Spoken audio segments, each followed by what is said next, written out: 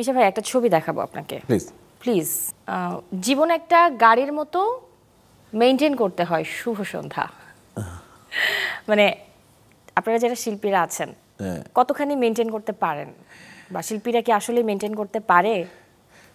এটা আসলে মানে ব্যক্তিগত মানে একটা আমি আসলে আপনার কি মতামত? শিল্পীরা যখন ডে নাইট কাজ করে তখন মেইনটেইনটা সম্ভব হয় না, কারণ আমাদের দেশে যে কাজের পরিস্থিতি, 2 শিফট কাজ করলে আর কিছুই করা সম্ভব হয়ে ওঠে না।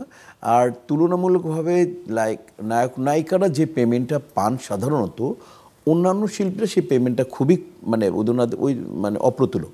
সেই জায়গায় তো মানে কাজ করবে নাকি মেইনটেইন করবে, সব মিলিয়ে একটা আর কি মানে এই জায়গায় আমি যদি আপনার কাছে একটু জানতে চাই, আপনি কিভাবে মেইনটেইন করেন জীবনটাকে? মেইনটেইন করতে যে শুধুমাত্র এই যে প্রসঙ্গটা বললেন এটা না, আর অনেক কিছু ব্যালেন্স করে চলতে হয় জীবনে, সুখী হতে হলে, সাকসেস দেখতে হলে।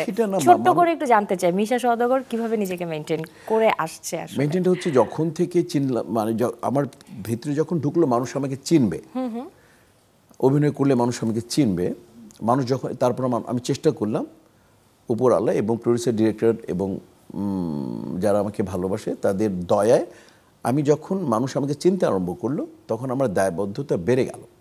যে সেটা হচ্ছে যে আমি তখন পাবলিক ফিগার হয়ে গেলাম, কারণ পাবলিক আমাকে দেখার জন্য টাকা দেয়, অনুষ্ঠানে নেয় টাকা দেয়, আমি যাই করি আমাকে টাকা দেয় মানুষ। তাহলে আমার অনেক কিছু আমাকে অনেক মেনটেন করে চলতে হবে। ইচ্ছা করলে আমার অনেক কিছু আমি করতে পারবো না। তো সেই জায়গা থেকে যতটুকু, তারপরে আমার একটা মোটামুটি একটা ফিগার থাকতে হবে, যে ফিগারটা মেনটেন করতে হবে, ভয়েস মেনটেন করতে হবে, ইভেন তো ক্যারেক্টার মেনটেন করতে হবে।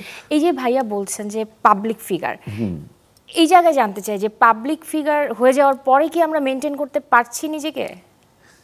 সবার কথা তো আমার বলার অধিকার নেই। অনেকে হ্যাঁ, অনেকে করতে পারে না, হয়তো বা সেটা করতে পারা উচিত ছিল। আমরা যাদের যে স্কুলিং থেকে এসেছি, শ্রদ্ধেয় রাজ্জাক সাহেব, শ্রদ্ধেয় আলমগীর সাহেব, ফারুক সাহেব, সোহেল আনা সাহেব, উজ্জ্বল সাহেব, তারা দারুণ মেনটেন করেছে। শ্রদ্ধেয় এটিএম শামসুজ্জামান, শ্রদ্ধেয় আহমেদ শরীফ, শ্রদ্ধেয় রাজীব সাহেব, হুমায়ুন ফরিদি, তারা দারুণ মেনটেন করেছে।